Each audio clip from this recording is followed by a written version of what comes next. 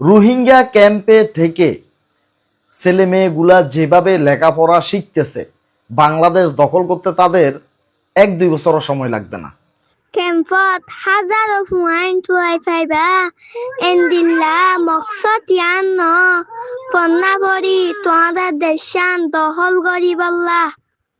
খুশির জরি ফন্না ভরি বর্মার হই পরিচদি বল্লা মসিবতত পরি আসি বলি টেং অতলে দি উড়র এঙ্গরি ভাইয়া যাই গই আর দেশের কানে আয়ো রোহিঙ্গা যাই গই আর দেশের কানে